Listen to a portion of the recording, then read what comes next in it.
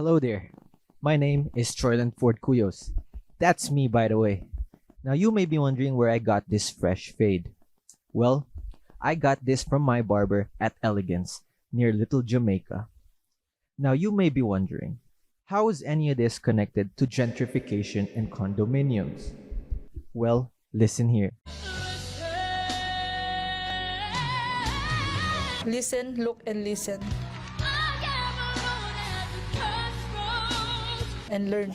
If you grew up in North York or anywhere west of the city, then chances are, like me, you got a haircut in Little Jamaica at Eglinton West.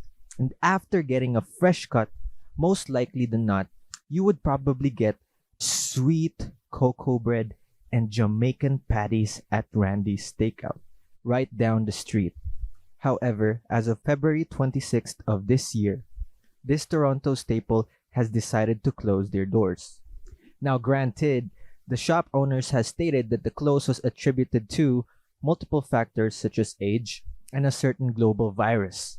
It also didn't help that large-scale construction has negatively impacted this cultural enclave of the city. This video will be analyzing the high-rise condominiums appearing in lockstep with city infrastructure such as transit systems and how these developments have hindered income for the minorities that live here. Furthermore, these developments attract both wealthy professionals and empty nesters to the neighborhood, pushing the minorities to the periphery of the city. From a rational standpoint, high-rise condominiums are extremely efficient in densification, especially in time of the global housing crisis, and sustainability because it offers mass housing, low power consumptions, all while having a small building footprint. However, condo units have been in an upward trend long before issues of housing shortage and sustainability were part of political discourse.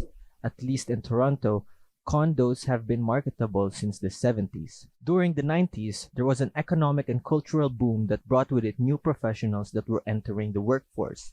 As a result, ownership and urban lifestyle were at the forefront of the housing market.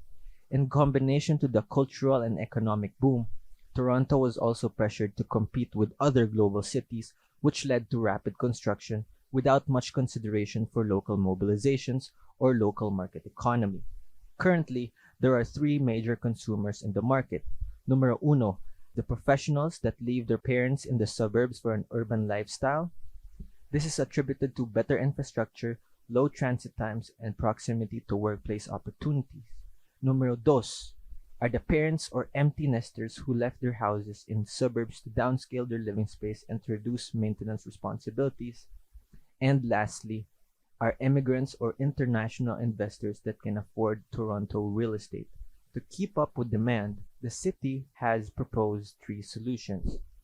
Number one, commodification of public into private housing. Number two, reduction of public housing. And number three, re-engineering socio-cultural dynamics or hiding the issue of gentrification through the guise of income mixing. Now, these solutions that the city proposed are detrimental to the locals and are pushing them out of their communities, and this is now visible in the redevelopment plan of Eglinton West. Although one can point out to the 90s as the axiom for gentrification, its effects were only felt in the 2000s. As the graphic chart illustrates, there is a steady uptrend of very high incomers settling in the city, while there is a sharp downturn for middle incomers in the years after 2000. An explanation of this would be the amalgamation of the 6 municipalities of Toronto into one mega metropolis. Colloquially known as the Six, the purpose of uniting the municipalities in 1998 was to cut down on politicians and unnecessary overlapping structures between metropolitan and municipal governance. By doing so, it created a market-based property valuation system, leaving the real estates to urban developers and private corporations. This in turn allowed Toronto to be competitive in the global economy through rapid infrastructure construction. However, this raised the taxes of both the metropolitan and the smaller counties by a significant amount. As a result, it created more long-term debt, especially for minorities and lower-income households living in the city and the periphery alike. The sharp rise of property taxes each year is highly problematic because it pushes the low-incomers who are dependent on the job opportunities in the city towards the periphery. One of the symptoms for this are people that belong in the middle and low class range live in post-war suburban single detached homes are located away from the main roads, while large movements of high incomers from the periphery have now left the suburbs for the high-rise condominiums of the inner cities. This is due to bidding wars wherein lower incomers are outpriced out of their communities and into the suburbs. Meanwhile, the movement of high incomers provide incentive for private developers to modernize industrial communities, giving them roads, railways, and train stations.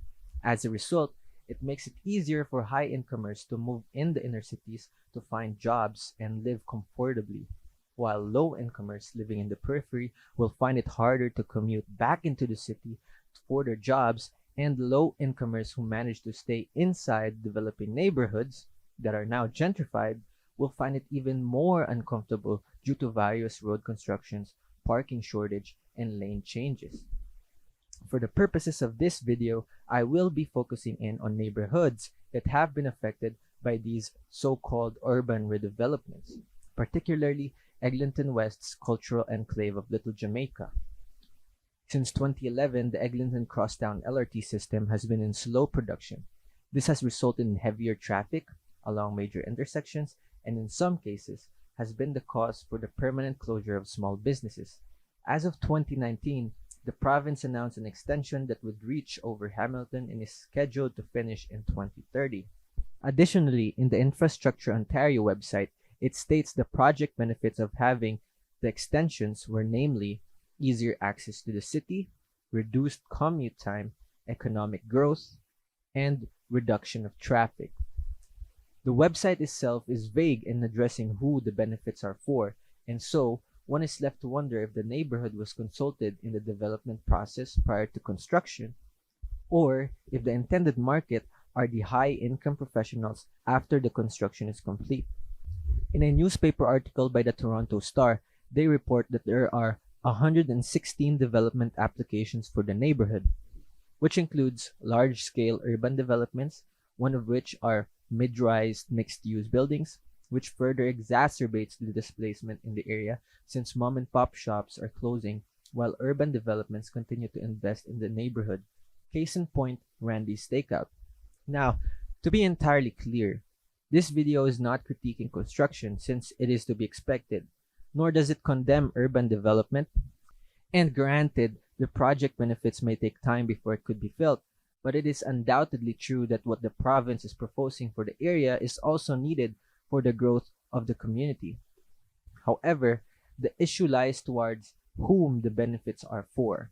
In the same article, Nimoy Lewis, an assistant professor at Ryerson University School of Urban Planning, states that the city is not planning for the long-standing residents that are living in these communities, but instead, they are planning for the people who want to live in these communities, which again points back to the city's solution to housing. If you remember, the commodification of public into private housing, as seen in the multi-use building proposals, means the destruction of some of the structures into modern apartments, pushing the locals out. Number two, in tandem with commodification of the space, is the reduction in public housing, since multifamily units and bachelor lofts for professionals will be used to generate income for the city development. And number three, re-engineering social-cultural dynamics, which means keeping familiar structures to keep the quote-unquote cultural identity of the area, such as heritage sites, without doing much to help keep the locals.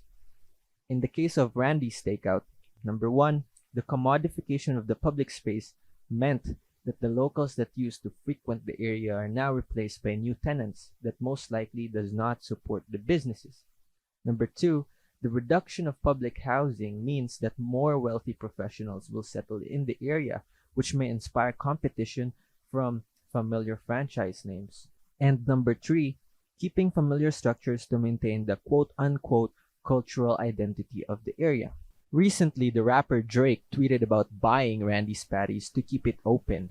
However, similar to the city's solution to housing, it is a solution that is temporarily keeping the shops open but is ignoring the bigger issue of a disinterested community driven by gentrification, competition from franchise names, and construction of city infrastructure which has disrupted the neighborhood. However, all is not doomed.